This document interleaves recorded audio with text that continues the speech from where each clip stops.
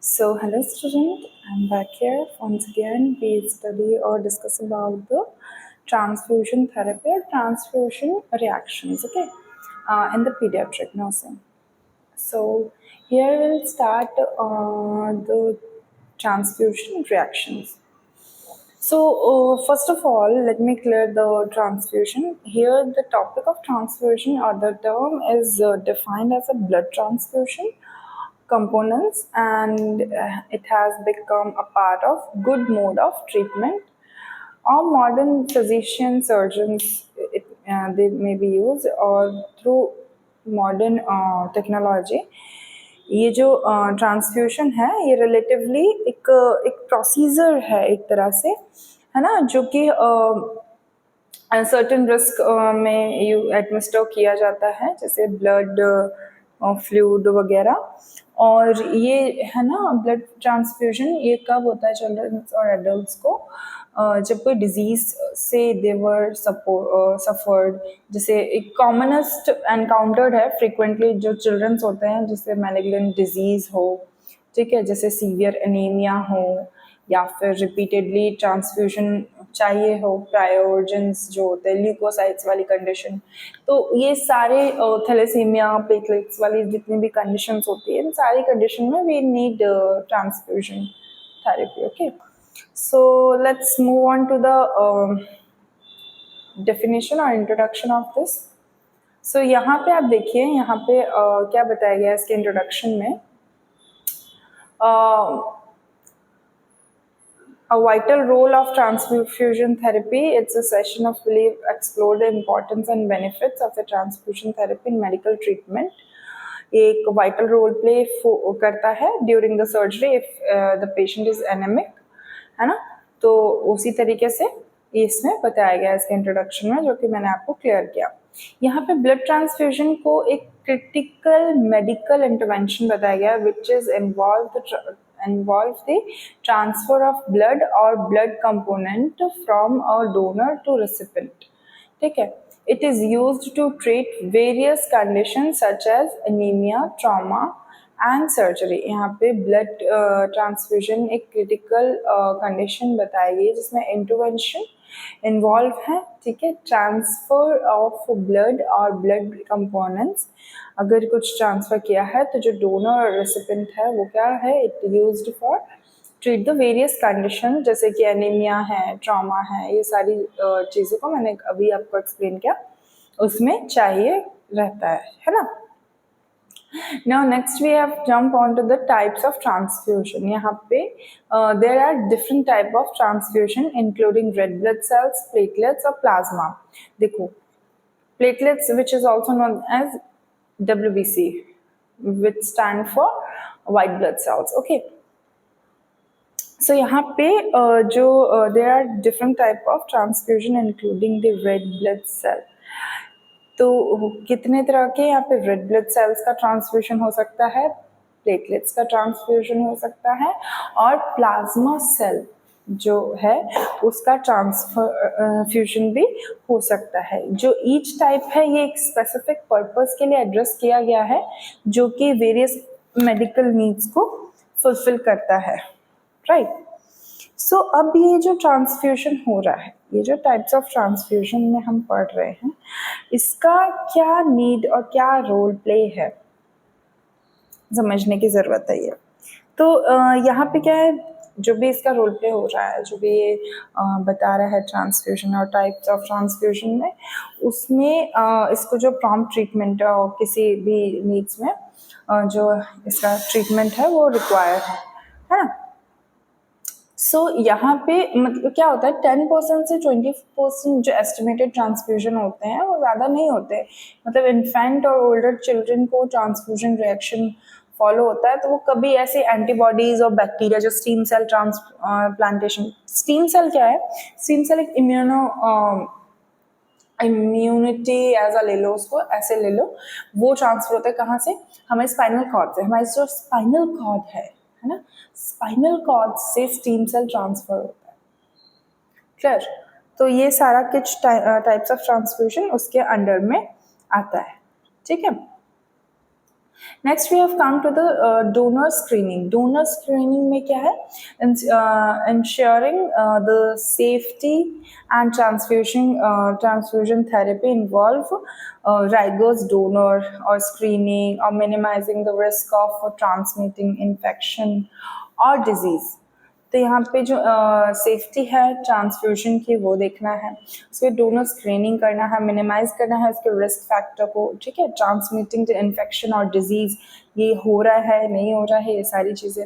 जो प्रोसेस है इसेंशियल, जो इसेंशियल प्रोसेस है इसको मेंटेन करने की, that is integrity of the blood supply. किस तरीके से ब्लड सप्लाई हो रहा है, कैसा ब्लड सप्लाई हो रहा है, मतलब जो ब्लड बैंक्स हैं उसमें उनको कैसे मेंटेन करके रखा जाता है. क्योंकि कई बार क्या होता है, अगर ब्लड को थोड़े तुम ज़्यादा समय तक रख दोगे तो it will disposable, okay, it will disposed, so it will dump under the waste. So that आपको मतलब हमेशा ये ध्यान रखना है कि प्रायर नीड है तो प्रायर ब्लड भी वैसा ही चाहिए, ओके. तो कई बार क्या होता है, किसी किसी को ब्लड सूट नहीं करता, जैसे बाहर जैसे बॉडी में जाते ही सेंसिटिविटी रिएक्शन शो होना, ओके. तो ये सारे किसके अंदर आते हैं? ट्रांसफ्यूजन रिएक्शन के अंदर. So next here we come to the transfusion reactions. What is the transfusion reaction? Okay, so transfusion reaction is a transfusion reaction can occur ranging a mild fever to severe anaphylaxis. It is crucial to recognize and manage these reactions promptly to ensure the patient's safety. अब यहाँ पे जब हमने blood transfer कर दिया है, blood transfusion हो गया, तो उस कंडीशन में पेशेंट का रिएक्शन, उसकी बॉडी कैसे रिएक्ट कर रही है, क्योंकि माइल्ड सा फीवर आया, क्योंकि बॉडी को फॉरजन ब्लड मिला है, ब्लड मिलने के कारण वो जो बॉडी का जो मतलब उस ब्लड को मिलने के कारण किस तरीके से उसमें चेंजेस आ रहे हैं या क्या रिएक्शन हो रहा है या सारी चीज़ें, तो ये सब कुछ किसके अंदर देखना है हमें? ट्रांसफ्यूजन रिएक्शंस के अंदर, ठीक है. फिर आता है बेनिफिट ऑफ ट्रांसफ्यूजन थेरेपी, ठीक है. Transfusion therapy can improve patient quality of life, elevating symptoms of anemia, exchanging oxygen delivery, and supporting hemostasis. Okay, it play a vital role in various medical specialties. यहाँ पे जो transfusion therapy है, यहाँ पे transfusion therapy को improve किया है patient की क्वालिटी ऑफ लाइफ को एलिवेट करते हुए, जैसे कि जो सिम्टम्स एनीमिया के हैं, है ना, ऑक्सीजन डिलीवरी वगैरह, जो हेमोस्टेसिस बैठ नहीं रहा है, ये वाइटल रोल प्ले करता है ना, ब्लड ट्रांसफ्यूजन इस थेरेपी में. और क्योंकि एनीमिक पेशेंट है तो it will the body will need more and more blood, okay.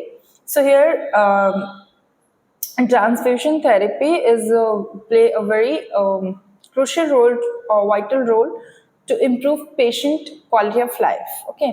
and especially medical condition जो है वो भी इसमें यहाँ पर improve हो रही है, ठीक है.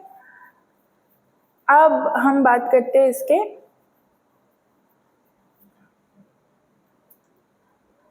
चैलेंजेस के बारे में. चैलेंजेस, हमें क्या क्या चैलेंजेस यहाँ पे फेस करने पड़ेंगे. तो यहाँ पे आता है despite its benefit of transfusion therapy, present challenges such as availability of the blood product, compatibility issue, and the risk of transfusion transmitted infection, or addressing these challenges is crucial for safe and effective transfusion practice.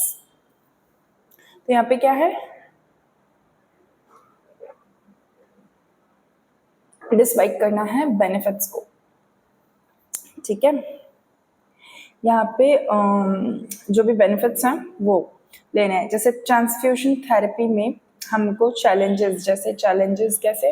Availability देखनी है, blood products की compatibility देखनी है, issues है ना, कंपैटिबिलिटीज होंगी, ठीक है. And the risk of transfusion and transmitted infections, जो रिस्क है, क्योंकि कई बार क्या रहता है ये चैलेंजेस हमको मतलब जनरली कॉमनली ही फेस करने पड़ते हैं। कई बार अवेलेबिलिटी रहती है उस ब्लड टाइप की, कई बार नहीं रहती, हमें डोनर ढूंढना पड़ता है। तो कई बार ब्लड बैंक में अगर अगर मिल भी जाता है तो फिर कंपेटिव मतलब कोई और डोनर मिल भी जाता है तो ब्लड में मतलब मिक्सअप होगा, फ्यूजन हो रहा है, तो उस तरीके से उसको हमारी बॉडी झेल नहीं पा रही है, कंफर्टेबल नहीं हो पा रही है ना, सेंसिटिविटी रिएक्शन शो कर रही है, यहाँ पे ट्रांसफ्यूजन रिएक्शन शो कर रही है और हाइपर सेंसिटिविटी हो रही है। तो ये सारी चीजें हमको फेस करनी पड़ती है ना। तो अगर ट्रांसफ्यूजन है तो ट्रांसमिटेड, अगर ट्रांसफ्यूजन हो रहा है तो इन्फेक्शन भी ट्रांसमिट होने के चांसेस हो सकते हैं। तो अगर किसी के ब्लड में कोई भी इन्फेक्शन या किसी भी तरह का कुछ है और सब ब्लड ले लिया गया है तो उसका इन्फेक्शन हमारे ब्लड स्ट्रीम में भी जा सकता है। सो दैट यहाँ पे जो चैलेंजेस है वो कुछ इस तरीके से हमें फेस करने पड़ते हैं और इसकी वजह से फिर हमें यहाँ पे addressing these challenges is very crucial and effective to the transfusion practice. ये बहुत सारे ऐसे चैलेंजेस है, बहुत ज़्यादा ही इम्पोर्टेंट और इफेक्टिव प्रैक्टिस फेस करने को देखते हैं। ओके, फिर यहाँ पे बात आती है role of transfusion in surgery. यहाँ पे क्या क्या वाइटल रोल होंगे सर्जरी के। इसके पहले हम इसका ट्रीटमेंट के बारे में मैं आपको थोड़ा सा बता दूँ। इसका ट्रीटमेंट यूज होता है हमेशा to use the sterile disposable IV set. हमेशा कभी भी आप ब्लड ट्रांसफ्यूजन के लिए गए हो है ना या कर रहे हो पेशेंट का, तो आपको हमेशा क्या करना है, स्ट्राइल डिस्पोजेबल आईवी सेट लेना है, ठीक है, एडमिनिस्टर करना है एनाल्जेसिक्स, क्योंकि पेन हो सकता है ना। ट्रायल और एस्पिरिन भी प्रोवाइड करना है इफ अगर प्रायोरिटी है तो prior to transfusion. Okay, it's depend on. Then next is use of packed cells may modify reaction। यहाँ पे जो पैक्ड सेल्स हैं वो मॉडिफायर रिएक्शन प्ले करेंगे। उसके बाद फॉर बैक्टीरियल कंटामिनेशन यहाँ पे प्रिवेंट करना है, प्रॉपर तरीके से कलेक्शन करना है और यहाँ पे क्या करना है, स्टोरेज यहाँ पे क्या करना है, स्टोरेज करना है ब्लड प्रोडक्ट्स को, ठीक है। और फिर क्या क्या हो सकता है इसमें, एलर्जिक रिएक्शंस शो होते हैं जैसे कि यूरेटिक वीजिंग और एंजियोन्यूट्रिक एडिमा हो सकता है, एर्थगेलिया हो सकता है। It may be result by the antibodies in the donor plasma. उसके प्लाज्मा में हो सकता है ऐसा, ब्लड के जो प्लाज्मा होता है ना उसमें 1 to 2% ट्रांसफ्यूजन भी हुआ ना तो एलर्जिक रिएक्शन शो कर सकता है यहाँ पर, ठीक है। तो ये एलर्जिक रिएक्शन शो करेगा। फिर आता है phlebitis. Okay, thrombophlebitis is a common reaction. The incident of thrombophlebitis is directly related to the duration of transfusion and repeatedly when vein punctures the procedure higher increase the local reaction especially in infant। यहाँ पे थ्रोम्बोफ्लेबिलाइटिस का मतलब यहाँ पे ये बताया गया है कि ये जो कंडीशन है ये वेन पंक्चर के टाइम पे हो सकती है, थ्रोम्बोसिस हो सकते हैं। थ्रोम्बोसिस मतलब क्लॉट टाइप का वहाँ पे जम जाना। ओके, तो इस कंडीशन से थ्रोम्बोसिस की कंडीशन हो सकती है, यहाँ पे चांसेस तो है। तो क्योंकि इन्फेंट में हो जाए तो हमें ये बहुत सारी सावधानियां बरतनी पड़ती है। ओके, तो ये सब चीज़ें ना हो ये हमको देखना है, हमें ध्यान में रखना है।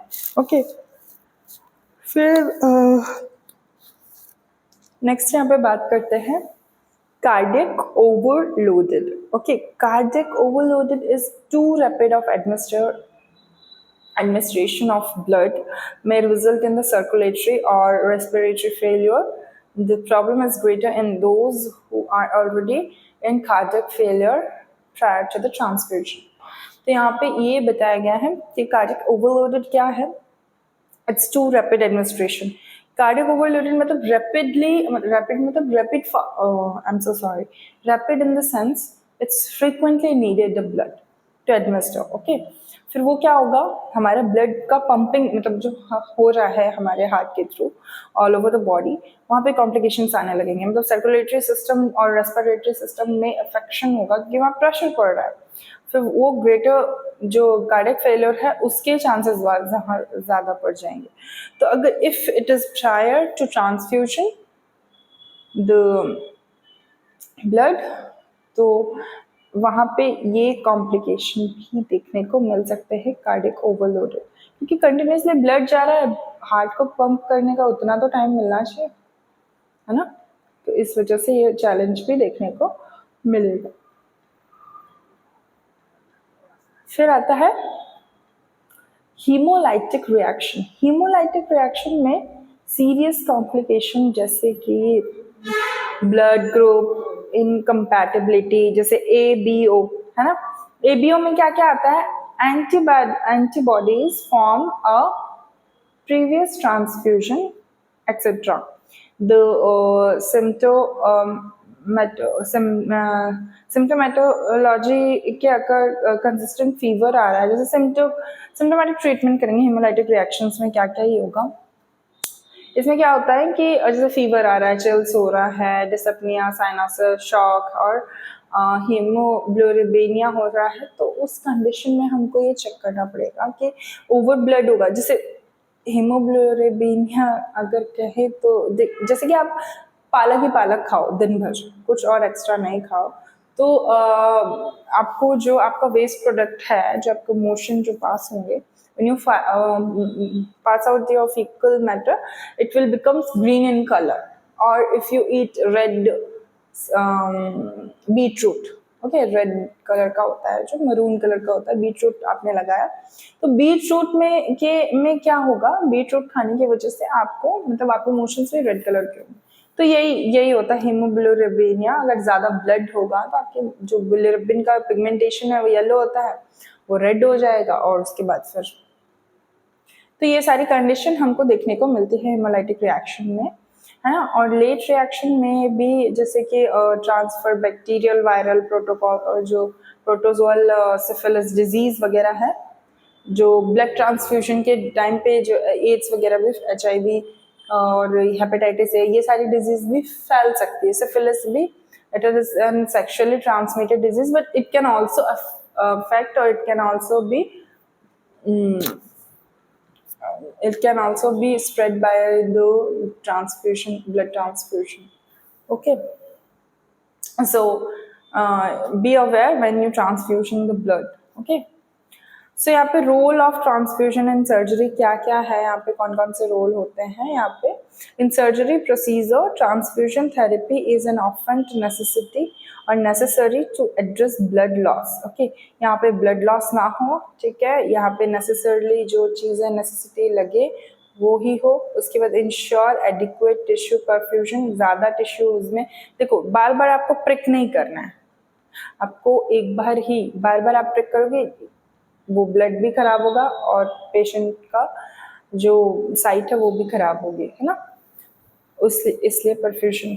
उसके बाद underlining the role of transfusion, surgery is essential for optional optimal patient outcome. यहाँ पे सर्जरी के भी जो रोल है वो एसेंशियल रोल प्ले कर रही है।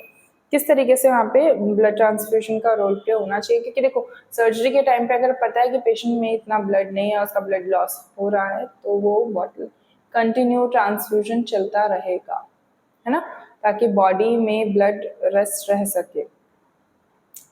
फिर यहाँ पे बात करते हैं यहाँ पे पीडियाट्रिक ट्रांसफ्यूजन में transfusion therapy in is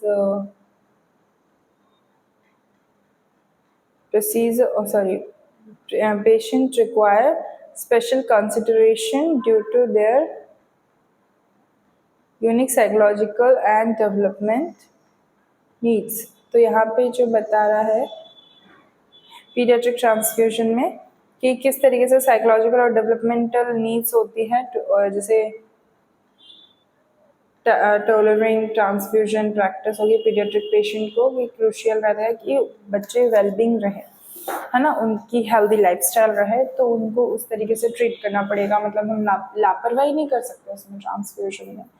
so it is must be noted that कि पीडियाट्रिक ट्रांसफ्यूजन में फिजियोलॉजिकल और physiological and developmental needs fulfil होनी चाहिए, चेंजेस आने चाहिए। If anaemic patient is there, और जो चिल्ड्रन है वो एनेमिक है, तो उस कंडीशन में उसका डेवलपमेंट नहीं हो पाएगा, उसकी ग्रोथ रुक जाएगी, इससे पे ग्रोथ पे भी अफेक्ट करेगा। मैंने आपको ये ग्रोथ एंड डेवलपमेंट में भी ये चीज़ें बताई थी, तो ये चीज़ का बहुत ध्यान रखना है, ठीक है।